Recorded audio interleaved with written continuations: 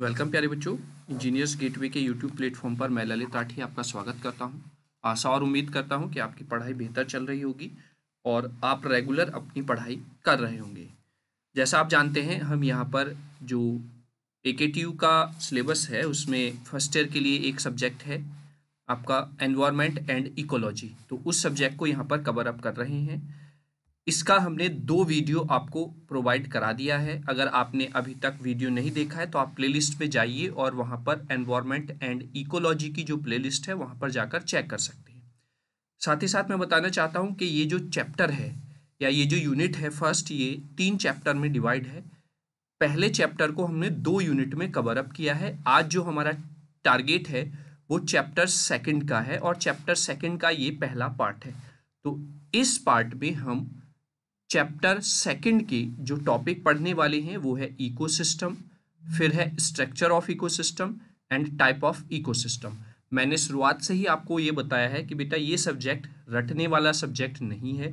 इसको आप समझ के अपने हिसाब से जितना लिखने की कोशिश करेंगे, केवल मार्गदर्शन अगर आपका कर दिया जाए, आपको बता दिया जाए कि किस तरीके से आपको टॉपिक को लिखना है तो बेहतर होगा। इस सब्जेक्ट को आप रटे ना, वरना समस्या हो जाएगी आपके सामने। और मैंने बताया भी है आपको कि इस सब्जेक्ट को जितना आप डायग्राम की फॉर्म में एक्सप्लेन करने की कोशिश करेंगे वो बेनिफिशियल रहेगा आप लोगों के लिए अच्छे मार्क्स गेन करने का।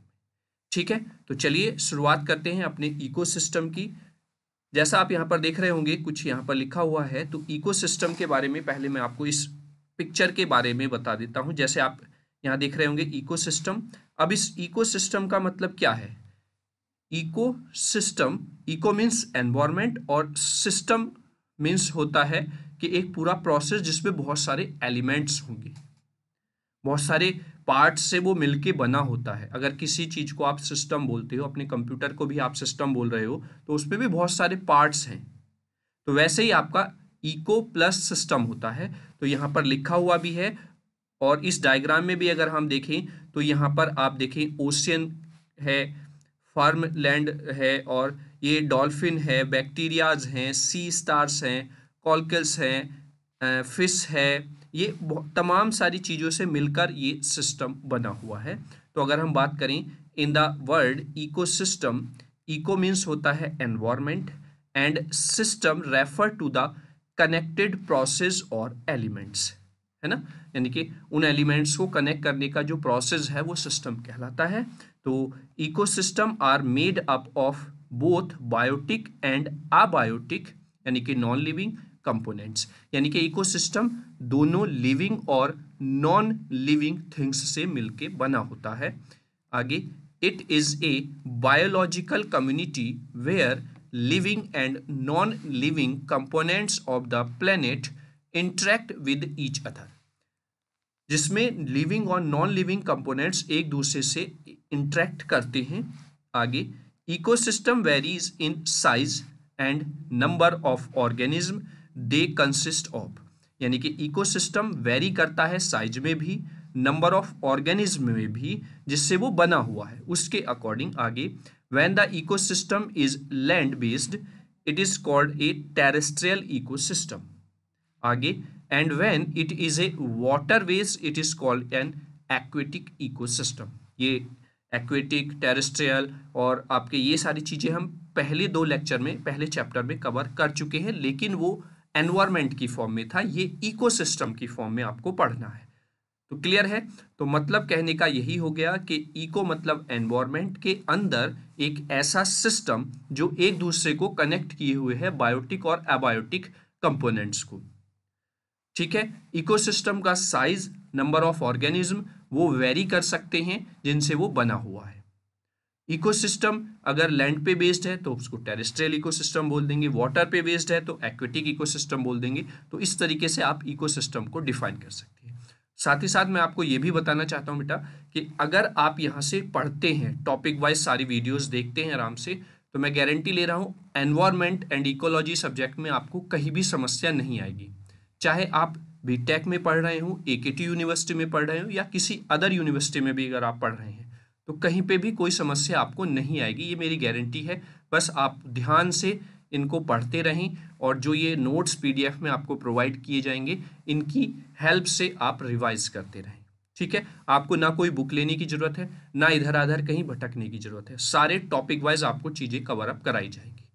क्लियर? चलिए अब आगे चलते हैं। यहाँ पर कुछ इकोसिस्टम्स दिए हुए हैं, उनको देख लेते हैं। जैसे यहाँ पर सबसे पहले आप देखेंगे एक इंडिविजुअल यहाँ पर दिखाया गया है फिश को, फिर पॉपुलेशन दिखाई गई है फिश की, बहुत सारी फिशेज यहाँ पर अवेलेबल हैं। फिर कम्युनिटी दिखा दी गई है जिसमें डिफरेंट टाइप्स की फिशेज हैं और सारी चीज़ें भी यहाँ पर अवेलेबल हैं।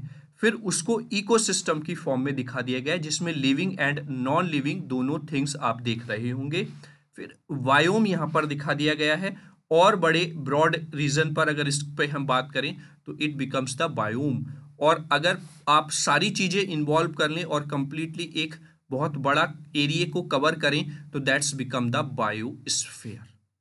क्योंकि हम लास्ट वीडियो में बायोस्फीयर, एटमॉस्फेयर, इनके बारे में बात कर चुके हैं, तो वो सारी चीज़ें, तो इस तरीके से स्टेप बाय स्टेप आप समझ रहे होंगे कि कैसे इकोसिस्टम बनता है। इकोसिस्टम के बाद और क्या चीज़ें हो सकती हैं जब बहुत सारी थिंग्स एक दूसरे से इंटरकनेक्ट रहती हैं। अगर हम इधर बात करें दूसरे फिगर में, तो जैसे ये इंडिविजुअल में यहाँ पर दिखाया गया, फिर पॉपुलेशन दिखा दी गई इन लोगों की, फिर एक कम्युनिटी दिखा दी गई है, फिर इकोसिस्टम यहाँ पर क्रिएट हो जाता है, फिर ये बायोम हो जाता है, और ये पूरी अर्थ अगर हम बात करें तो ये बायोस्फीयर, इस तरीके से आप इसको बोल सकते हैं। तो ये एक स्टेप बाय स्टेप सारी चीज़ें आपको क्लियर हुई होंगी, कैसे इंडिविजुअल पॉपुलेशन मिलकर फिर कम्युनिटी बनाती है, कम्युनिटी से इकोसिस्टम, इकोसिस्टम से वायोम बनता है, वायोम से फिर बायोस्फीयर बन जाता है। क्लियर हुआ? चलिए आगे चलते हैं और थोड़ा बहुत जानते हैं इकोसिस्टम के बारे में। It is important to understand the environment through ecology and ecosystem because environment refers to all the factors that surround and influence living organism, whereas ecology is the study of interaction between the organism and their environment। अब यहाँ पर समझेंगे कि environment में जो living and non living things हैं उनके बीच में अट्रैक्शन जो है, इंट्रैक्शन जो है, दैट्स कॉल्ड द इकोसिस्टम। और वहीं पर इकोलॉजी की बात करें तो ये एक तरीके की स्टडी है, किस तरीके का इंट्रैक्शन हो रहा है ऑर्गेनिज्म के बीच में एनवायरमेंट के साथ, तो वो इकोलॉजी कहलाएगा। इस स्टडी को इकोलॉजी बोलेंगे। आगे, ecology is driven from Greek word means connected to the environment. Ecology जो है वो ड्राइव होती है ग्रीक वर्ड, यानी ग्रीक वर्ड से आई है जिसका नाम है कनेक्टेड टू द एनवायरमेंट। आगे बात करते हैं। It is a branch of biology, ये एक बायोलॉजी की ब्रांच है। It can be define as the study of ecosystem, इसको हम स्टडी ऑफ इकोसिस्टम की फॉर्म में डिफाइन करते हैं। How they are organised and their relationship between the living organism and their living and non living surrounding, उनका कैसा behaviour है, कैसा रिलेशन है living organism and their living and non living जो सराउंडेड हैं उनके आसपास, ये सब इकोसिस्टम कहलाता है। आगे, according to the United State Council on Environmental quality, the interdependence of living and non living part, that is humans, animals, plants, forest, lakes etcetera makes ecosystem. यानी कि अगर हम United State Council on environment quality के according ecosystem की बात करें तो interdependency जो है living and non living things की, वो सब इकोसिस्टम को बनाते हैं। क्लियर हुआ? आई होप आपको यहां तक सारी चीजें क्लियर हुई होंगी। चलिए आगे समझते हैं, आगे क्या है। The term ecosystem was first coined by A.G. Tansley in 1935. Ecosystem is a structural and functional unit of ecology where living organisms interact with each other and with the surrounding environment। अगर हम ecosystem की बात करें तो ये पहली बार A.G. Tansley ने 1935 में इस वर्ड का या इसका यूज़ किया था, और उसकी फिर डेफिनेशन बताई गई है कि लिविंग थिंग्स का इंट्रैक्शन, नॉन लिविंग थिंग्स का इंट्रैक्शन एक दूसरे के साथ आसपास जो एनवायरनमेंट सराउंड है वो इकोसिस्टम कहलाता है। उसकी स्टडी इकोलॉजी कहलाती है। आगे, in other words we can say that an ecosystem is a chain of interaction between the organism and their environment.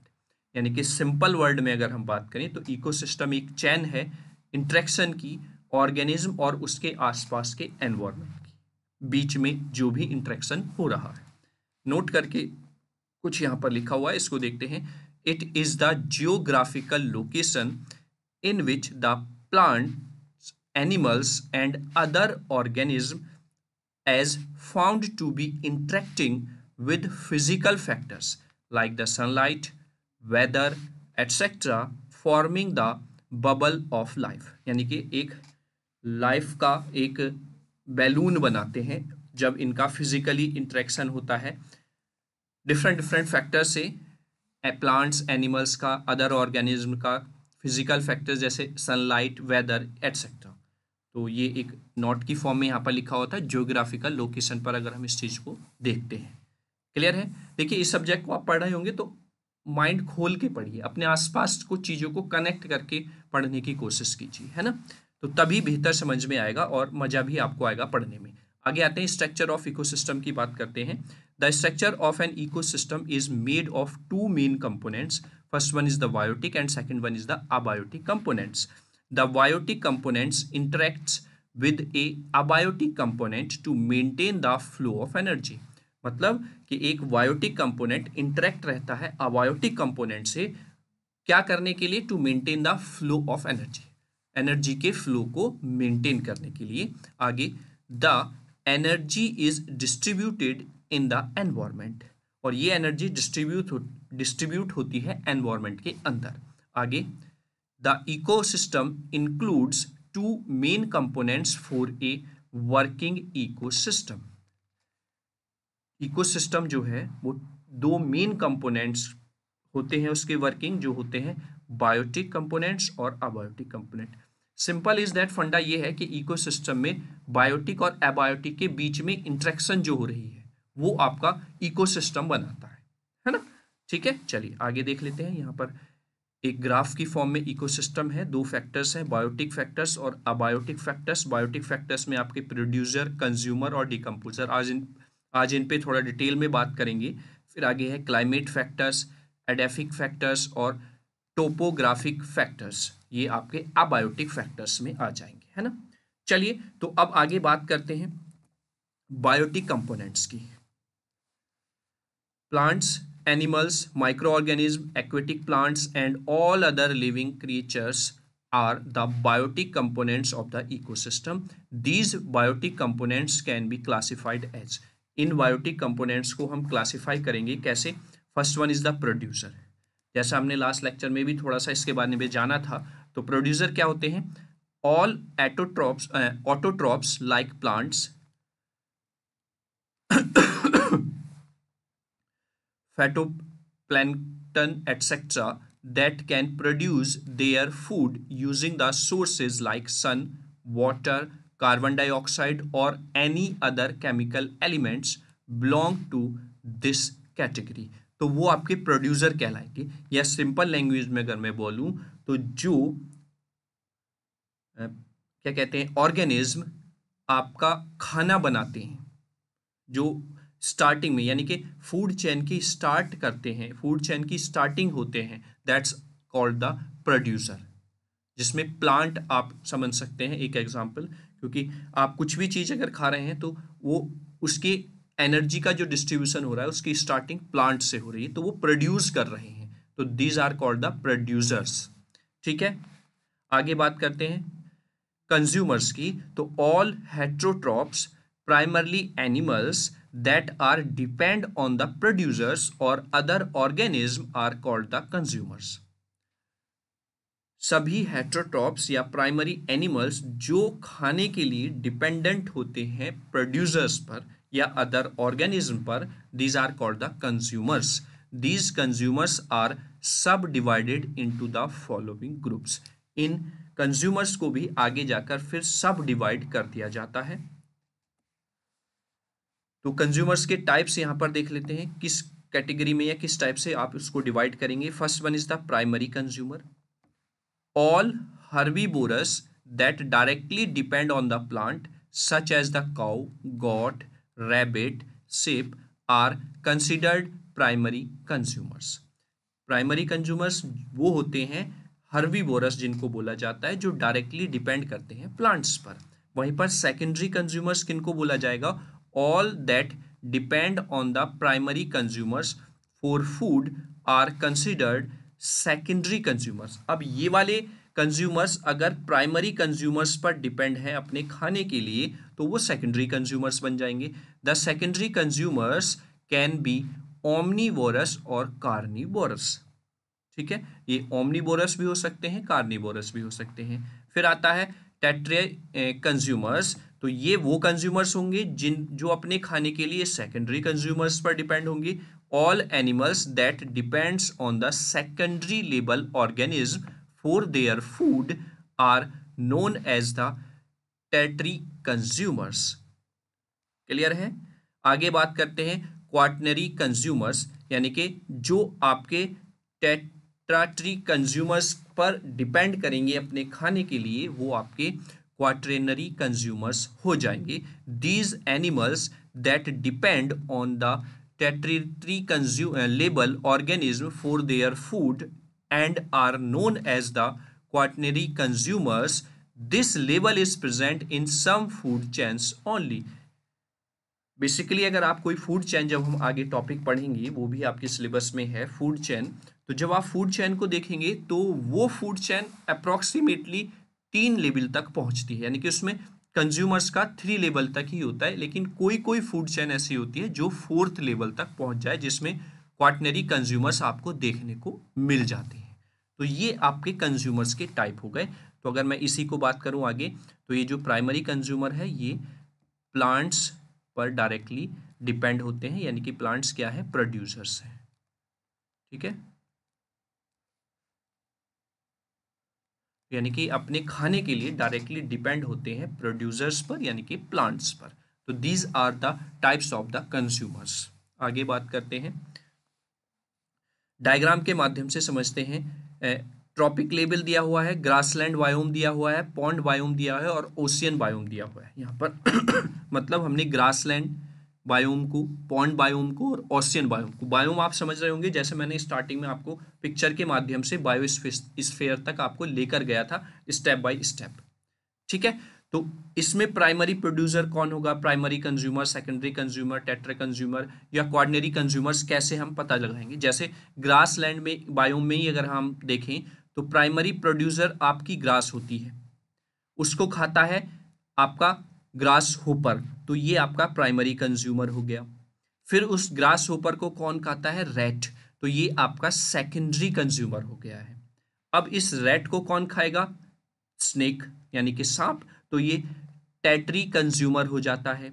और इस स्नेक को कौन खाएगा? हॉक, या फिर आप चील बोल सकते हैं, बाज बोल सकते हैं, तो ये क्वाटरनरी कंज्यूमर्स हो जाते हैं। तो ये ग्रास लैंड में इस तरीके से आप अच्छे से समझ सकते हैं कि प्राइमरी कंज्यूमर क्या होता है और प्राइमरी प्रोड्यूसर क्या होता है, या सेकेंडरी कंज्यूमर क्या होता है। वैसे ही आप अगर हम पॉन्ड में बात करें, पॉन्ड बायोम की बात करें, तो प्राइमरी प्रोड्यूसर्स में यहाँ पर एल्गी होंगी। उन एल्गी को कौन खाएगा? मॉस्किटो लार्वा, और उस मॉस्किटो लार्वा को कौन करेगा? ड्रैगन फ्लाई लार्वा, और फिर फिश उसको खाएगी, फिश को फिर रैकॉन्स खाएंगे। तो दिस इज द मतलब differentiation between the producers and consumers for the pond biome.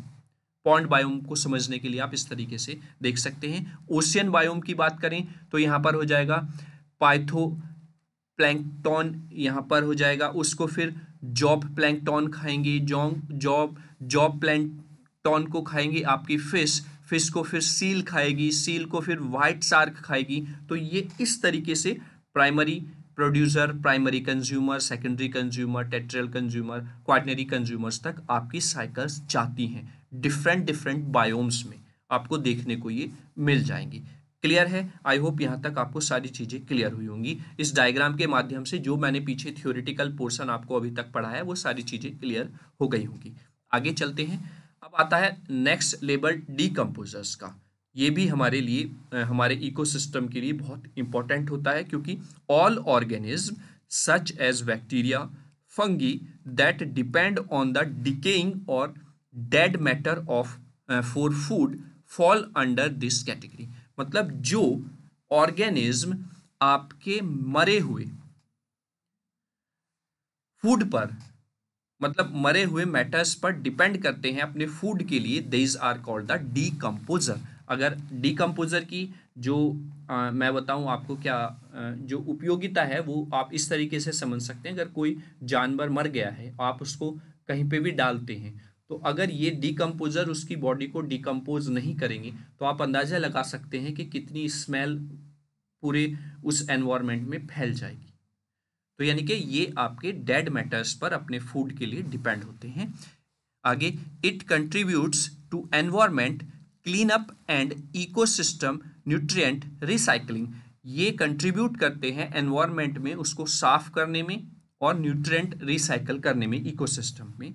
आगे, these nutrient support plant development and subsequently ecosystem maintenance. यानी कि ये हेल्प करते हैं, न्यूट्रिशन प्रोवाइड कराते हैं प्लांट्स को डेवलप करने के लिए। तो ये एक रिसाइकलिंग हो गया।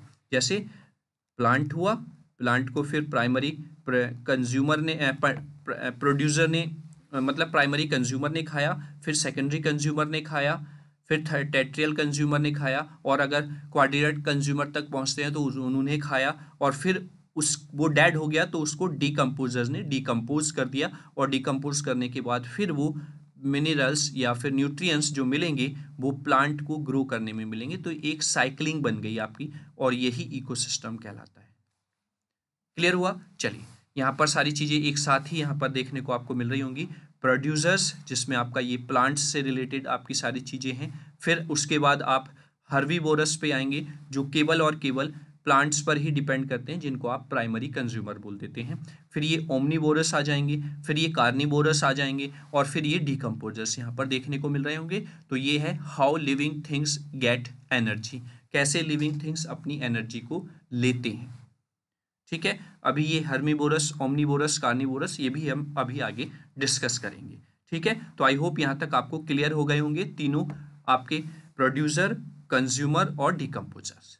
ठीक, थ्योरी के माध्यम से भी और पिक्चर्स के माध्यम से भी आपके माइंड में एक पिक्चर बन गई होगी कि आप कैसे डिफ्रेंशिएट करेंगे कि ये प्राइमरी कंज्यूमर है, ये सेकेंडरी कंज्यूमर है।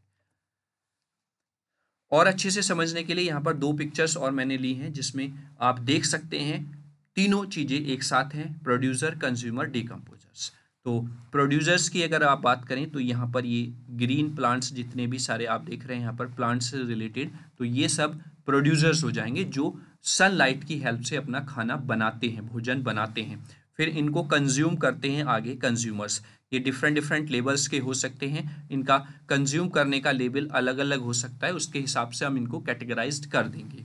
आगे आता है आपका डीकम्पोजर्स। जब ये आपके कंज्यूमर्स आपके डेड बॉडी में कन्वर्ट हो जाते हैं या प्रोड्यूसर्स डेड बॉडी में कन्वर्ट रहते हैं, तो वो डीकम्पोजर्स उसको डिकम्पोज करते हैं, और इस रिसाइकलिंग को यानी कि इस साइकिल को कंप्लीट करके वो फिर न्यूट्रिएंट्स प्रोड्यूस करते हैं जो आपके प्लांट्स को फिर से ग्रो करने में हेल्प करते हैं।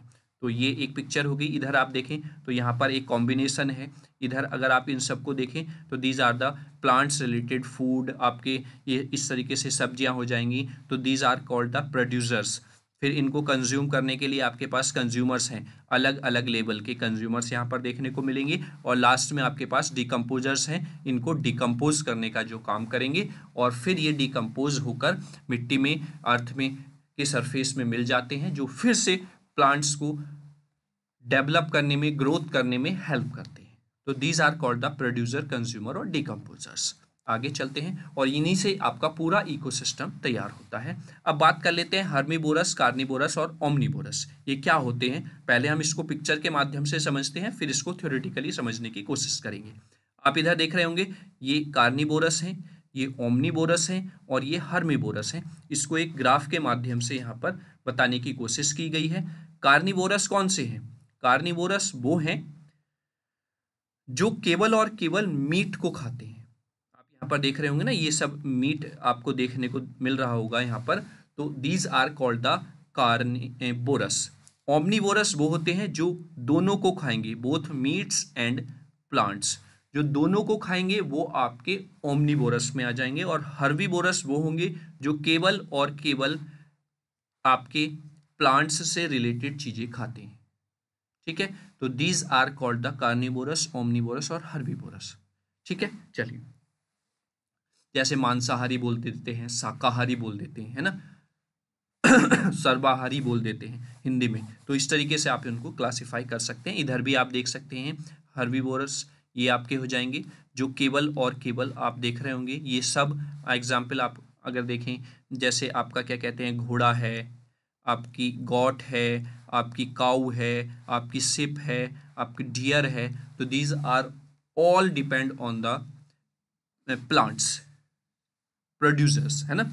और वहीं पर अगर आप बात करें आप ओमनीवोरस की, तो ये ओमनीवोरस के जो एग्जाम्पल्स हैं, ये प्लांट्स भी खाते हैं और ये आपके एनिमल्स को भी कंज्यूम करते हैं। सबसे इजी एग्जाम्पल जो आप समझ सकते हैं वो आप ह्यूमन बीइंग है। कुछ ह्यूमन बीइंग्स आपकी प्लांट्स भी खाती हैं और कुछ ह्यूमन बीइंग्स आपकी क्या कहते हैं, कंज्यूम करती हैं मीट भी। तो these are in the omnivorous. वहीं पर अगर कार्निवोरस की अगर हम बात करें, तो ये इधर जो एग्जाम्पल है ये इन चीजों को खाते हैं, उस चीज से बताया गया है। यहाँ पर इनको मतलब कौन कौन हो सकते हैं वो चीज बताई गई, इसमें कंफ्यूज मत होना आप। हर्बीवोरस वो होते हैं जो इन चीजों को खाएंगे, और इन चीजों को खाने वाले कौन हैं वो एग्जाम्पल यहाँ पर दिए गए हैं। तो इस तरीके से ये ग्राफ है दोनों एक साथ। ठीक है, समझ गए ना। चलिए, अब कार्निवोरस की बात करें तो कार्निवोरस केवल वो होते हैं जो केवल और केवल मीट पर डिपेंड करते हैं। जैसे आप यहाँ पर टाइगर ही देख रहे होंगे, है ना। यहाँ पर आप मतलब ये फिश देख रहे होंगे, व्हील फिश जो बहुत बड़ी फिश होती है, व्हेल फिश। यहाँ पर आप फॉक्स लोमड़ी को देख रहे होंगे, लॉयन को देख रहे होंगे। यहाँ पर आप ये टाइगर है, ये चीता है ना, ये इस तरीके से। तो ये कार्निवोरस हैं जो केवल और केवल मीट पर डिपेंड करते हैं। ये इधर आप देख रहे होंगे, जो मीट को खाते हैं वो कार्निवोरस होते हैं, और इसका एग्जाम्पल यहाँ पर देखने को मिल रहा होगा। तो इस तरीके से आप पिक्चर के माध्यम से अगर एक्सप्लेन करने की कोशिश करेंगे तो बेहतर रहेगा। आगे बात कर लेते हैं थ्योरेटिकली इनको कैसे समझेंगे हम, कैसे हम लिखेंगे। Herbivorous, carnivorous and omnivorous are the three main category of the animal based on their dietary habits. क्या क्या चीज़ें वो खाते हैं इन पर डिपेंड करते हैं, इनके अकॉर्डिंग हम उसको क्लासिफाई करते हैं। तो पहला अगर आप बात करें हर्बीवोरस की, तो herbivores are animals that primarily eat plants such as leaves, stems, fruits, seeds and the roots. Herbivores वो होते हैं जो प्राइमरली प्लांट्स को, जैसे लीव्स हो गई, स्टीम हो गई, फ्रूट्स हो गए, सीड्स हो गए, रूट्स हो गए, इनको खाते हैं। एग्जाम्पल के लिए आपका जैसे काऊ हो गई, गॉट हो गया, रैबिट हो गया, डियर हो गया, एलिफेंट हो गया। तो ये एग्जाम्पल्स हो जाएंगे जो हर्बीवोरस में आते हैं। Their digestive system are adaptive to break down the plant material which often require specialized structure like the large molars for grunting and an extended digestive tract for efficient plant fiber digestion। यानी कि इनका digestion system भी कुछ इस तरीके से ही होता है जो ये ब्रेक डाउन कर देते हैं मटेरियल्स को प्लांट के। ठीक है, क्लियर हुआ। तो ये आपके हर्बीवोरस आ जाएंगे। आगे बात करते हैं कार्निवोरस की। तो कार्निवोरस में क्या आ जाता है, carnivores are animals that primarily consume the flesh of other animals, मतलब जो दूसरे एनिमल्स को खाएंगे। एग्जाम्पल के लिए लॉयन हो गया, टाइगर हो गया, वॉल्व्स हो गए, एगल्स हो गई। तो ये सब आपके डिपेंड करते हैं दूसरे एनिमल्स पे, यानी कि मीट पर। Carnivorous typically have sharp teeth and clause for hunting and eating meat. इनके टीथ बहुत शार्प होते हैं जिससे कि ये चीर फाड़ कर सकें मीट की। And their digestive system are adaptive to produce and absorb nutrient from the animal tissues. और इनका जो डाइजेस्टिव सिस्टम होता है वो इस तरीके से होता है जिससे कि ये एब्जॉर्ब कर लेते हैं न्यूट्रिशंस एनिमल्स टिश्यूज से जो ये खा रहे हैं। ऐसा नहीं कि अगर आप शेर को घास खिलाएंगे तो उसके अंदर का जो डाइजेस्टिव सिस्टम है वो उसको एक्सेप्ट नहीं कर पाएगा, है ना। तो ये कार्निवोरस में आ जाएंगे। ओमनीवोरस की बात करें तो omnivores are animals that have a diet consisting of both plant and animal matters. यहाँ पर वो ओमनिवोरस में आते हैं जिनकी डाइट्स में प्लांट्स के साथ साथ एनिमल्स को भी वो एक्सेप्ट करते हैं। एग्जाम्पल के लिए ह्यूमंस हो गए, बियर हो गया, पिग्स हो गए, क्राउज हो गए। ठीक है, तो ये इनका डाइजेस्टिव सिस्टम कुछ इस तरीके से ही होगा कि ये दोनों चीज़ों को डाइजेस्ट कर जाते हैं। Omnivores often have a mix of teeth suitable for both plant and meat consumption and their digestive systems are versatile enough to handle a variety of food types. मतलब इनके अंदर जो डाइजेस्टिव सिस्टम होता है वो इस तरीके से होता है कि वो हैंडल कर लेता है variety of foods, different types के फूड्स वो कंज्यूम कर रहा है तो उसको भी वो क्या कर लेगा, डाइजेस्ट कर लेंगे। जैसे आप शादी में ही जाते हैं तो शादी में ही आपने खाना भी खाना है, नाश्ता भी करना है, फ्रूट्स भी खाने हैं, आपको कोल्ड ड्रिंक भी पीनी है, आपको कॉफ़ी भी पीनी है, आपको आइसक्रीम भी खानी है, तो दीज ऑल थिंग्स आप वहाँ पर कंज्यूम कर लेते हैं। इट मीन्स ह्यूमन बीइंग का जो डाइजेस्टिव सिस्टम है वो वैरायटी ऑफ फूड को एक्सेप्ट करता है, कंज्यूम कर लेता है, उससे एनर्जी गेन करता है। अब आते हैं अबायोटिक कंपोनेंट्स पर। ये सब आपने पढ़े बायोटिक कंपोनेंट्स इकोसिस्टम के। अब आते हैं अबायोटिक कंपोनेंट्स पर। अबायोटिक कंपोनेंट्स की अगर हम बात करते हैं, it involves all the non living things present in the environment. Some of the abiotic components are sun, soil, water, minerals, climate, rocks, temperatures and humidity. यानी कि ये सब अबायोटिक कंपोनेंट्स में आ जाएंगे। These components functioning together enables the ecosystem's energy and nutrient cycles. The sun's ray are the primary energy sources. इसमें sun rays जो होती हैं वो प्राइमरी एनर्जी सोर्सेज होती हैं। आगे बात करते हैं, an ecosystems temperature change have an impact on the types of the plant. Ecosystem का जो टेम्परेचर चेंज हो रहा है वो कहीं ना कहीं इम्पैक्ट करता है types of plant, and that में फ्लोराइज देयर। आगे, the ability of nutrient and the soil nature determines the type and the evidence of vegetation in an area. All the abiotic factors are essential factors that determine the number and type of organism present in the region. ठीक है, तो ये आपके abiotic components हो जाएंगे जो non living things आते हैं जैसे आपका, और ये नॉन लिविंग थिंग्स हेल्प करती हैं लिविंग थिंग्स को सर्वाइव करने में कहीं ना कहीं पे, और इसी को आप इकोसिस्टम कह देते हैं। तो यहाँ पर आप एबायोटिक फैक्टर्स की बात करेंगे बेटा तो वाटर हो गया, एयर हो गया, सॉइल हो गया, सनलाइट हो गया, टेम्परेचर हो गया, तो these all are abiotic components. अब आते हैं टाइप्स ऑफ इकोसिस्टम में। तो हमने अभी तक जो पढ़ा, तो इकोसिस्टम को अगर मैं बोलूँ तो ये क्या है, कॉम्बिनेशन है बायोटिक प्लस एबायोटिक कंपोनेंट्स का। सिंपल लैंग्वेज में हम ये कह सकते हैं उनके बीच के इंटरेक्शन का। An ecosystem can be small और लार्ज, जैसा कि स्टार्टिंग में हमने बताया था इकोसिस्टम स्मॉल और लार्ज हो सकता है, वो डिपेंड करेगा कि वहाँ पर जो ऑर्गेनिज्म जिन ऑर्गेनिज्म से वो बना है मिलकर उसके साइज पर।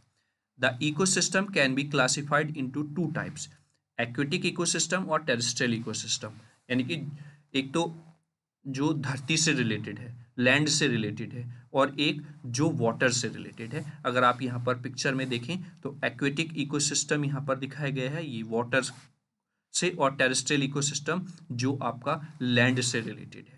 तो these are the two types of the ecosystem, aquatic ecosystem और टेरेस्ट्रियल इकोसिस्टम। चलिए आगे बात करते हैं। एक्वेटिक इकोसिस्टम की अगर हम बात करें तो aquatic ecosystem are components present in a body of water. Water के अंदर के इकोसिस्टम को, जो वहाँ पर साइकिल पूरी कंप्लीट हो रही है, वो आपका एक्वेटिक इकोसिस्टम कहलाएगा। These can be further divided into two types. First one is the fresh water ecosystem और second one is the marine ecosystem.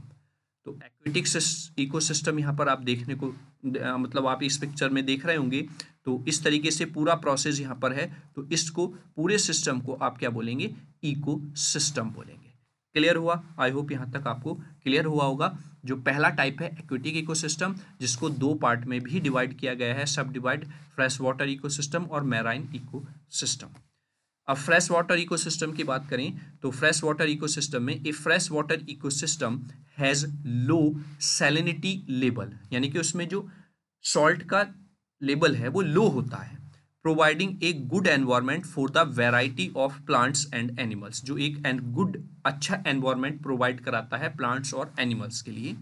The size of fresh water resources range from small pond to very large rivers, small छोटे छोटे pond से एक large reverse तक जो resources हैं, जो range है फ्रेश वाटर इकोसिस्टम की वो होती है। Fresh water resources very from one another in term of how they travel, यानी कि जैसे जैसे हम ट्रेवल करते हैं, जैसे जैसे आपके रिसोर्सेज ट्रेवल कर रहे हैं फ्रेश वाटर, तो उस पर डिपेंड करता है, उसमें वेरी करता है एक जगह से दूसरी जगह पर।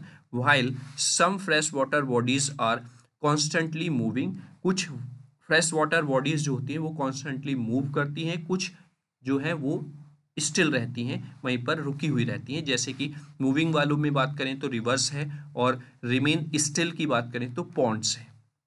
ठीक है, तो ये फ्रेश वाटर इकोसिस्टम में ही आते हैं। फ्रेश वाटर इकोसिस्टम के टाइप्स की बात करें तो based on the region the two main categories of the fresh water ecosystem are the lotic fresh water ecosystem और lentic fresh water ecosystem. Further fresh water ecosystem को further two categories में divide कर दिया गया है।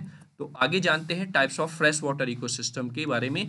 तो lotic ecosystem अगर हम बोलें तो लोटिक फ्रेश वाटर इकोसिस्टम, हम इसको ऐसे कह सकते हैं, तो a lotic ecosystem refers to a fresh water ecosystem categorized by flowing water, water के फ्लो के हिसाब से इसको कैटेगराइज्ड किया गया है। आगे in a lotic fresh water ecosystem the water bodies travel in one direction, water bodies जो हैं वो एक डायरेक्शन में ट्रेवल करती है, जैसे हम नदी की बात करते हैं, नदी है ना।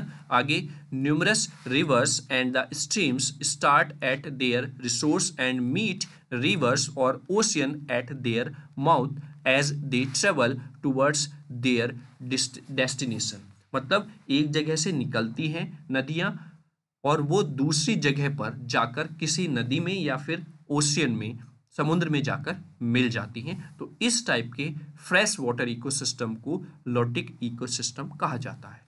अगर हम बात करें आगे लैंटिक इकोसिस्टम की, तो a lentic ecosystem refers to a fresh water ecosystem characterized by standing और स्टिल वाटर, वो इकोसिस्टम जहां पर वाटर रुका हुआ है वो लैंटिक इकोसिस्टम में आ जाएगा।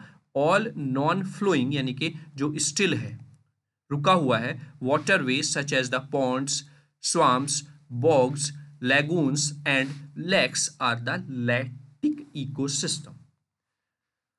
Due to the saturation of the underlying land, water will temporarily remain on the earth surface. Earth के सरफेस पर रहता है still. They are closed structure that keep the water still, और ये स्ट्रक्चर में closed form में यानी कि सर्किल फॉर्म में होते हैं। आपने देखा होगा ना कुछ इस तरीके से, जिनको आप तालाब बोल देते हैं गांव में, कुछ इस तरीके से आपका रहता है। बस ये एक क्लोज्ड सरफेस हो गया, यानी कि ये बंद है एक सरफेस, इसी के अंदर आपका वाटर स्टिल रहेगा, रुका हुआ रहेगा। ठीक है, क्लियर हुआ। Because every lentic ecosystem has multiple areas with different biological environment, animals, plants in that system behave and adapt in different ways। मतलब कहने का ये है कि ऐसा नहीं कि लैंटिक सिस्टम का स्ट्रक्चर एक फिक्स है, वो भी एक प्लेस से दूसरे प्लेस पर डिफरेंट फॉर्म्स में बदलता रहता है, अलग अलग फॉर्म्स, अलग अलग फिजिकल स्ट्रक्चर उसका हो सकता है। ठीक है, और आप ऐसा नहीं समझेंगे लैंटिक इकोसिस्टम में वाटर रुका हुआ है। अगर आप पत्थर फेंक रहे हैं और वहाँ पर वाटर फिर मूव कर रहा है, तो दैट्स नॉट द टाइप कि इस तरीके से हम उसको क्लासीफाई कर रहे हैं। मतलब जो कंटिन्यूसली मूव कर रहा है पानी, जैसे नदी में, है ना, तो वो आपका लॉटिक इकोसिस्टम कहलाएगा, जबकि लैंटिक इकोसिस्टम में रुका हुआ है, फिक्स है। ठीक है, तो ये आप डिफरेंस को समझने की कोशिश करें। और these two types of ecosystem are the सब part of the fresh water ecosystem. Clear, I hope fresh water ecosystem और उसके दोनों टाइप्स आपको क्लियर हो गए होंगे। आगे बात करें तो हियर आर सम की features of the lotic ecosystem. Lotic ecosystem के कुछ की फीचर्स हैं, जैसे फ्लोइंग वाटर हो गया, ग्रेडियंट हो गया, सबस्ट्रेट्स हो गया और टेम्परेचर वेरिएशन हो गया। तो फ्लोइंग वाटर की बात करें तो lotic ecosystem include reverse, stream, creeks and other water bodies with a continuous flow of water. जो कंटिन्यूसली फ्लो हो रहा है बेटा, उसको हम लॉटिक इकोसिस्टम में रखेंगे। अब ग्रेडियंट की बात करें तो these ecosystem often have a gradient, meaning the water flow down hill from higher elevation to lower elevation. मतलब नदी अगर बह रही है तो पानी अगर बह रहा है तो कुछ इस तरीके से हमारे पास स्पेस होगा, तभी तो बह रहा होगा ना, इस तरीके से, यानी कि अपर तरफ ऊपर ढाल ढाल की तरफ से, हम सिंपल लैंग्वेज में बोलें तो ढाल की फॉर्म में आपका वाटर ऊपर से नीचे की तरफ आ रहा होगा। The speed of the water can very, creating different habitant with the system. और उसी के हिसाब से जो वाटर कितने ढलान से आ रहा है उसकी स्पीड के हिसाब से ही हम उसको अलग अलग कैटेगरीज में वेरी कराते हैं। आगे बात करते हैं सबस्ट्रेट्स में। तो द सबस्ट्रेट और the material at the bottom of the water body can very and include features like the rocks, gravel, sand, and mud. The type of the substrate influence the type of the organism that can live there. मतलब इसी के हिसाब से फिर यहाँ पर आपकी जो लैंड्स के टाइप्स हैं वो फिर डिफरेंट हो जाते हैं। रॉक की फॉर्म में होगा, सैंड की फॉर्म में होगा, मड की फॉर्म में होगा, इस तरीके से। और उसमें किस किस तरीके के ऑर्गेनिज्म लाइव करेंगे वो भी इस पर डिपेंड करता है। ठीक है। और टेम्परेचर वेरिएशन की बात करें तो लॉटिक इकोसिस्टम में experience temperature variation along the length of the water body. जैसे जैसे वाटर आपका मूव कर रहा है one place to another place, तो उसके हिसाब से टेम्परेचर में भी वेरिएशन देखने को मिलता है। With cooler temperature at higher elevation, ऊंची एलिवेशन पर आपको टेम्परेचर लो मिलेगा आपके वाटर बॉडीज का। वहीं पर warm water at the down stream, जैसे जैसे वो नीचे आता चला जाता है उसका जो टेम्परेचर है वो क्या हो जाता है, बढ़ जाता है। तो दीज आर द सम की features of the lotic ecosystem. आगे और कुछ है यहाँ पर वेजिटेशंस की भी बात की गई है। Aquatic plants, algae and other vegetations in the lotic ecosystem are often adapted to withstand the flow of water. Flow of water के हिसाब से, उसके नेचर के हिसाब से डिफरेंट टाइप्स के प्लांट्स, एल्गीज और वेजिटेबल्स वहाँ पर बनते हैं या उनको उगाया जाता है। These plants may anchor themselves to rock और अदर सबस्ट्रेट। ठीक है। वहीं पर बायोटिक कम्युनिटीज की बात करें तो lotic ecosystem support diverse biotic communities including various fishes species, insect, crustacean and other aquatic organism. मतलब यहाँ पर जो इकोसिस्टम में आपको कम्युनिटी मिलेगी वो कैसे मिलेगी, डाइवर्स बायोटिक कम्युनिटी देखने को मिलती है। आगे adaptations to the flowing water are common among these species. वहीं पर एरोजन एंड सेडिमेंट ट्रांसपोर्ट की अगर हम बात करें तो the movement of water in lotic ecosystem contributes to erosion of the substrate and the transport of the sediments downstream, ऊपर से नीचे की तरफ। This dynamic process shapes the physical structure या physical characteristic of the ecosystem, और इसी की वजह से इस लॉक्टिक फ्रेश वाटर इकोसिस्टम की फिजिकल कैरेक्टरिस्टिक देखने को मिलती है। ठीक है। आगे आते हैं ह्यूमन इम्पैक्ट। ह्यूमन इम्पैक्ट पे अगर बात करें तो human activities such as the dam construction, water extraction and the pollution can significantly impact lotic ecosystem. यानी कि ह्यूमंस की जो एक्टिविटीज़ हैं वो कहीं ना कहीं लॉटिक इकोसिस्टम को इम्पैक्ट कर रही हैं। डैम बना देते हैं हम, है ना, पॉल्यूशन हम कर रहे हैं, तो ये कहीं ना कहीं हमें इस फ्रेश वाटर के एक सब पार्ट को कहीं ना कहीं इम्पैक्ट कर रही हैं चीज़ें। These activities can alter the natural flow, temperature and water quality affecting the health of the ecosystem. और वो इकोसिस्टम की हेल्थ को अफेक्ट कर रही हैं जो भी वहाँ पर लिविंग थिंग्स रह रही हैं। उनकी हेल्थ को कहीं ना कहीं ये एक्टिविटीज़ अफेक्ट करती हैं। क्लियर हुआ? आई होप यहाँ तक आपको सारे जो फैक्टर्स हैं लॉक्टिक इकोसिस्टम के वो क्लियर हो गए होंगे वन बाय वन। देखिए यहाँ पर आपसे 2 नंबर में भी पूछे जा सकते हैं कोई पर्टिकुलर इकोसिस्टम, मैक्सिमम यानी कि लॉन्ग क्वेश्चन में भी पूछा जा सकता है, तो इसलिए सारी चीज़ों को ध्यान में रखते हुए टॉपिक को आपको दिया जा रहा है यहाँ पर थ्योरेटिकल फॉर्म में भी और एक्सप्लेनेशन भी उसी हिसाब से की जा रही है। क्लियर हुआ? अब लैंटिक इकोसिस्टम अगर आपसे पूछ लिया जाए उसके की फीचर्स की अगर हम बात करें तो उनको भी एक बार देख लेते हैं। लैंटिक इकोसिस्टम के की फीचर्स पर स्टिल वाटर, क्योंकि वाटर रुका होता है, lentic ecosystem including various bodies of still water such as the lakes, ponds, reservoirs और वेटलैंड्स। वहीं पर वाटर मूवमेंट की बात करें, while lentic ecosystem have still water there may be still be some water movement especially near the surface. Surface के आसपास हमें water थोड़ा मूव करता हुआ दिखाई देता है। This movement can be influenced by the wind, हवा के कारण हो सकता है, टेम्परेचर डिफरेंस के कारण हो सकता है, या अदर एक्टिविटीज़, जैसे मैंने बोला था कि वाटर में अगर को कोई चीज़ फेंक के मारते हैं तो हमें मूवमेंट देखने को मिलता है।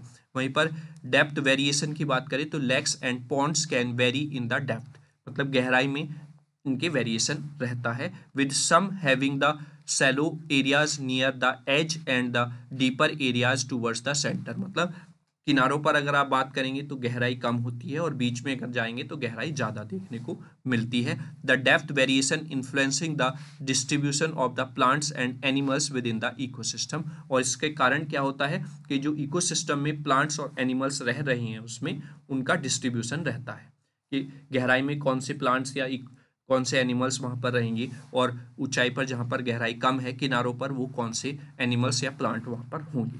आगे बात करते हैं सबस्ट्रेट की, तो the bottom of the lentic ecosystem known as the substrate can consist of mud, sand, rock and other materials. This substrate provide habitat for various organism. ठीक है, यानी कि यहाँ पर जो डिफरेंट टाइप्स के सबस्ट्रेट्स यहाँ पर बॉटम पर लैक्टिक इकोसिस्टम के देखने को मिल जाते हैं।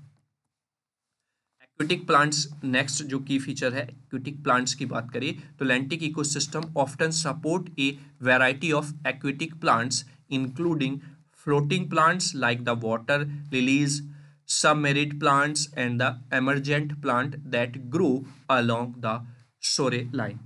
तो ये aquatic plants different different aquatic plants, जैसे मैंने बताया डिफरेंट डिफरेंट प्लेसेस पर, बीच में, सेंटर में, मतलब कोने पर किस तरीके के होते हैं, और ये डिफरेंट डिफरेंट मतलब किस तरीके के लैंटिक इकोसिस्टम है, कहाँ पर है, किस प्लेस पर है, उसके हिसाब से वेरिएशन होगा।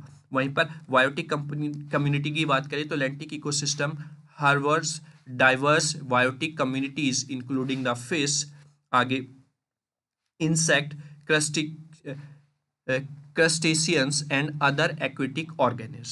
The type of the species present depend on factors such as the water temperature, water की temperature पर depend करेंगे, nutrient level पर depend करेंगे, और habitat structure पर depend करेगा बायोटिक कम्युनिटी का। ठीक है, कि किस तरीके का टेम्परेचर है, किस तरीके का न्यूट्रिएंट लेवल है वहाँ पर, तो उन सब पर बायोटिक कम्युनिटी डिपेंड करेगी। टेम्परेचर स्ट्रैटिफिकेशन की अगर हम बात करें, टेम्परेचर चेंज की हम बात करें, तो in large lentic ecosystem such as the deep lakes temperature stratification में occurs. This means that the water column is divided into distinct layers with different temperature। यहाँ पर वाटर्स की डिफरेंट डिफरेंट लेवल्स में डिवाइड कर होता है, क्योंकि उसमें वहाँ पर डिफरेंट डिफरेंट टेम्परेचर्स देखने को मिलता है, और वो affecting the distribution of the organism, और उसी हिसाब से फिर ऑर्गेनिज्म का उसके अंदर लैंटिक इकोसिस्टम के अंदर डिस्ट्रीब्यूशन होता है ऑर्गेनिज्म का। ह्यूमन इम्पैक्ट की बात करें तो human activities such as the urban development, agriculture and the pollution can impact lentic ecosystem. Human activities जैसे कि हम शहरीकरण कर रहे हैं, एग्रीकल्चर पे फोकस कर रहे हैं, पॉल्यूशन हम कर रहे हैं, तो ये कहीं ना कहीं लैंटिक इकोसिस्टम को इम्पैक्ट करते हैं। These activities can lead to change in the water quality, जो वाटर क्वालिटी में चेंज कर रहा है, हैबिटेट डिस्ट्रीब्यूशन कर रहा है, और alter alterations in the natural balance of the ecosystem, और कहीं ना कहीं इकोसिस्टम के बैलेंसिंग में भी कहीं ना कहीं समस्या देखने को मिलती है। तो ये कुछ की फैक्टर्स थे लैंटिक इकोसिस्टम, जो कि फ्रेश वाटर इकोसिस्टम का एक पार्ट है। क्लियर हुआ? चलिए अब लॉटिक और लैंटिक को थोड़ा सा यहाँ पर समझ लेते हैं, और उनमें थोड़ा सा डिफरेंस यहाँ पर कुछ पॉइंट्स के माध्यम से मैंने बताने की कोशिश की है। लॉटिक इकोसिस्टम आप यहाँ पर देख रहे होंगे और लैंटिक इकोसिस्टम आप यहाँ पर देख रहे होंगे। ये नदी बह रही है, यानी कि ये वाटर बह रहा है, और आप देख रहे होंगे इधर ढाल ज़्यादा है और इधर ढाल कम है, तो इधर की तरफ आपका वाटर ये फ्लो हो रहा है, बहता हुआ जा रहा है। जबकि लैंटिक इकोसिस्टम में आप एक पर्टिकुलर एरिया देख रहे होंगे जिसमें ये पानी भरा हुआ है, तो ये आपका लैंटिक इकोसिस्टम हो जाएगा। डिफरेंस की बात करें तो कुछ पॉइंट है, जैसे लॉक्टिक इकोसिस्टम और लेंटिक इकोसिस्टम। तो लॉक्टिक इकोसिस्टम जो होता है it is running water ecosystem, और ये स्टैंडिंग वाटर इकोसिस्टम बॉडी है। It include river, spring and stream, और it includes the pond and the lakes. आगे, it in times of the droughts shallow system will dry up and many organs will die। यानी कि हमारी activities, human activities के कारण कुछ ना कुछ यहाँ पर समस्या हो रही है, जिस वजह से वो डाई हो रही हैं चीज़ें या ड्राई हो रही हैं। वहीं पर during the period of the drug outs these systems will often last longer than it's counter part. मतलब यहाँ पर भी कहीं ना कहीं समस्या का सामना इस टाइप के इकोसिस्टम को करने को मिल रहा होगा। जैसा कि आप देख रहे होंगे पहले गांव में बहुत सारे आपको तालाब देखने को मिल जाते थे, लेकिन अब वही गिने चुने किसी किसी गांव में आपको तालाब देखने को मिलेंगे।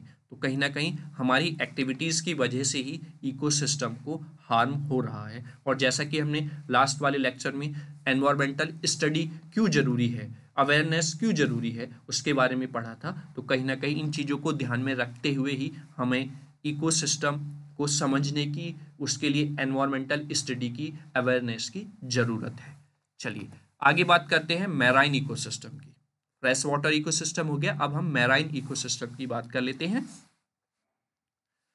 तो a marine ecosystem refers to the community of living organism and their interaction with the marine environment which include salt water environments such as the ocean, sea and estuaries।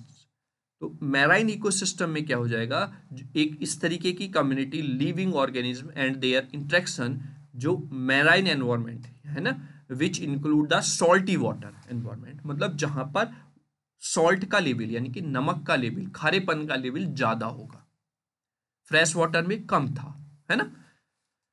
तो marine ecosystem are diverse and play a crucial role in the overall health of the planet. यानी कि पूरे planet की अगर हम बात करें तो कहीं ना कहीं एक क्रूशियल रोल अदा करता है मैराइन इकोसिस्टम भी। सम की फीचर्स यहाँ पर दिए हुए हैं, जैसे oceans and the seas. Marine ecosystem cover the vast expanses of the world's ocean and sea which make up about the 71% of the earth surface. 71% लगभग आपका मैराइन इकोसिस्टम यानी कि वाटर फैला हुआ है। वहीं पर सैलिनिटी की बात करें तो the water in the marine ecosystem is saline, मतलब खारापन ज़्यादा है, meaning it consist dissolved salt. The average salinity of the sea water is about the 3.5%। जो एवरेज सैलिनिटी लेवल की बात करें हम सी वाटर में तो वो लगभग 3.5% होती है। वहीं पर टेम्परेचर वेरिएशन की बात करें, टेम्परेचर वेरिएशन, तो marine ecosystem exhibit temperature variation based on the factors such as the latitude, depth and proximity of to land. Surface temperature can vary significantly between the polar and the tropical regions. यानी कि जो surface temperature है किसका, जो marine ecosystem के अंतर्गत आते हैं उनका टेम्परेचर वेरी करता है पोलर और ट्रॉपिक रीजन के बीच में। वहीं पर बायोडाइवर्सिटी की बात करें तो marine ecosystem host an incredible diversity of life ranging from microscopic plankton to large marine mammals. ठीक है, आगे coral reefs, sea grasses bed and kelp forest are example of highly diverse marine habitats। कहने का मतलब ये है कि biologically अगर हम डाइवर्सिटी को देखें मैराइन इकोसिस्टम की, तो वो भी कहीं ना कहीं वेरिएबल रहती है एक प्लेस से दूसरे प्लेस पर, जैसे टेम्परेचर चेंज हो रहा है उसी के हिसाब से। तो मतलब अगर आप ये बात करें एक्वेटिक वाटर रिसोर्सेज की या इसके पार्ट्स की, फ्रेश वाटर या फिर मैराइन इकोसिस्टम की, तो इसमें बेटा डिफरेंट डिफरेंट फैक्टर्स के हिसाब से आपका जो लिविंग थिंग्स हैं उसमें वो वेरी करती हैं, उनका लिविंग मतलब रहने का जो तरीका है वो वेरिएबल रहता है। वहीं पर फूड वेब की बात करें तो marine ecosystem have complex food web where various organism are interconnected through the feeding relationship. मतलब क्योंकि बड़ा रीजन है, बड़ा रीजन कवर अप किया जा रहा है, तो जो फूड चेन होगी, फूड वेब होगी, वो भी एक बड़े लेवल पर होगी, क्योंकि वहां पर बहुत सारे ऑर्गेनिज्म एक दूसरे से इंटरेक्ट है, एक दूसरे से कनेक्टेड हैं अपने खाने के लिए। पर phytoplankton tiny marine plants from a base form the base of the marine food chain through photosynthesis पूरा प्रोसेस वहां पर फूड वेब का स्टार्टिंग से और एंडिंग डिकम्पोजर तक देखने को मिलता है। ह्यूमन कैसे इंपैक्ट कर रही हैं ह्यूमन एक्टिविटीज, तो देखते हैं human activities such as the over fishing, हम बहुत ज़्यादा फिश वहाँ से ले रही हैं, मतलब बहुत सारा फिश पकड़ रहे हैं, वो कहीं ना कहीं इम्पैक्ट कर रहा है, क्योंकि हम छोटी फिशेस को पकड़ लेते हैं जो उन पर डिपेंड है, वो कहीं ना कहीं उनके लिए खतरा हो रहा है। पॉल्यूशन हम बहुत ज़्यादा कर रहे हैं, क्लाइमेट में चेंजेस बहुत देखने को मिल रहे हैं, वो भी हमारी एक्टिविटी के कारण हो रहे हैं। And habitat destruction can have significant impact on the marine ecosystem, ये सब कहीं ना कहीं इकोसिस्टम पर इम्पैक्ट कर रहे हैं जो कि हार्मफुल है। These activities can disrupt the balance of the marine life, degrades the habitats, and threaten the survival of many species। तो ये सब एक्टिविटीज़ जो हैं कहीं ना कहीं हमारे एनवायरनमेंट के लिए, उस हमारे इकोसिस्टम के लिए, वाटर इकोसिस्टम के लिए कहीं ना कहीं हार्मफुल हैं। उन पर उनमें रहने वाले जो भी जीव हैं, लिविंग थिंग्स हैं, उनके लाइफ पर कहीं ना कहीं इम्पैक्ट कर रही हैं। चलिए आगे ओशियन फूड चेन को हम यहाँ पर देख लेते हैं। तो यहाँ पर पूरा ओशियन फूड चेन आपको दिखाया गया है, जिसमें छोटी फिश इसको कंज्यूम कर रही हैं, उससे बड़ी फिश फिर और बड़ी फिश कंज्यूम कर रही हैं यहाँ पर, और फिर आगे और भी बड़ी फिश, फिर और फाइनली और बड़ी फिश। जैसे आप बोले यहाँ पर ये सनलाइट से ये प्लांट्स यहाँ पर प्रोड्यूस हो रहे हैं, जिनको आप फाइटोप्लैंक्टॉन्स कहते हैं, जो प्राइमरी प्रोड्यूसर्स की तरह काम करेंगे। फिर इनको खाने वाले जो हैं वो प्राइमरी कंज्यूमर्स आप उनको बोलेंगे, फिर उनको खाने वाली फिश सेकेंडरी कंज्यूमर, और उन फिश को खाने वाली आपकी आपकी ये टेट्रेट्रियल कंज्यूमर्स में आ जाएंगी, क्वाड्रेट्रियल कंज्यूमर्स में आ जाएंगे। क्लियर है? तो ये ओशियन फूड चेन आप यहाँ पर देख रहे हैं। चलिए आगे बात करते हैं टेरेस्ट्रियल इकोसिस्टम की, है ना। ये आपका वाटर इकोसिस्टम हो चुका है, अब हम टेरेस्ट्रियल इकोसिस्टम की बात कर लेते हैं। A terrestrial ecosystem refers to an ecosystem of diverse land surface, forest, deserts, grassland, tundra and the coastal regions are all example of the terrestrial ecosystem. These terrestrial ecosystem are climate dependent, यानी कि ये जो different types के terrestrial ecosystem आपने देखे, ये क्लाइमेटली अलग अलग जगह पर, यानी कि क्लाइमेट कैसा है वहाँ का, वो उस पर डिपेंड करते हैं। जैसे फॉरेस्ट की अगर हम बात करें तो a forest ecosystem is the term use to describe a region that is covered in the trees, creating several canopy layers, different different layers वो बना लेते हैं। A variety of animal species live in dense tree covers and tropically rain forest, यानी कि different different living things भी वहाँ पर रहती हैं। Forest are home to about 300 millions different plant and the animals species. इन फॉरेस्ट में आपको 300 मिलियन से भी ज़्यादा प्लांट्स के वेरिएशन, एनिमल्स की स्पीसीज का वेरिएशन देखने को मिल जाएगा। A forest is a type of ecosystem that includes tropical rain forest, plantation forest and the temperature deciduous forest. तो डिफरेंट डिफरेंट टाइप्स के फॉरेस्ट भी आपको देखने को मिलते हैं, और ये सब उन वहाँ के क्लाइमेट के अकॉर्डिंग होता है। वहीं पर ग्रासलैंड की बात करें हम, it has a dry environment that permits relatively little vegetation. Primarily, different species of grasses are what define the grassland ecosystem. मतलब जगह अलग अलग जगह पर आपको अलग अलग तरह की घास देखने को मिलती है, तो वो उसके हिसाब से अलग अलग टाइप के ग्रासलैंड इकोसिस्टम हो जाते हैं. In this environment grass and herbs predominant. The ecosystem of grasslands is significant to the animal kingdom. Animal kingdom के लिए सिग्निफिकेंट है. मतलब कहने का यही है बेटा कि जिस जगह पर आप फॉरेस्ट की बात कर रहे हैं, जिस जगह पर आप ग्रास लैंड की बात कर रहे हैं, उस वहाँ का क्लाइमेट कैसा है, वहाँ पर किस तरीके की घास सर्वाइव कर सकती है, वहाँ पर किस तरीके के फॉरेस्ट पेड़ पौधे हो सकते हैं, तो वो वहाँ के क्लाइमेट पर डिपेंड कर रहा है. और इसी वजह से अलग अलग जगह पर अलग अलग तरह के फॉरेस्ट, अलग अलग तरह के ग्रासलैंड्स आपको देखने को मिल जाते हैं, और उन पर सर्वाइव करने वाले लिविंग ऑर्गेनिज्म भी अलग अलग तरीके के आपको देखने को मिलेंगे वहाँ पर. वहीं पर टुंड्रा की बात करें हम यहाँ पर, तो tundra has an extreme environment condition like that of the polar region. The location is typically windy, blackened in the snow, यानी कि मतलब जो बर्फबारी होती है वहाँ पर टेम्परेचर बहुत कम रहता है, devoid of trees. Its environment is constantly covered in absolutely frozen diet. मतलब बिल्कुल जहाँ पर चीज़ें जमी हुई होती हैं. Small ponds are formed when the snow melts. Small ponds वहाँ पर बन जाते हैं जब वो आपकी जो बर्फ है वो पिघलती है. Some lichens can flourish in such Pond's.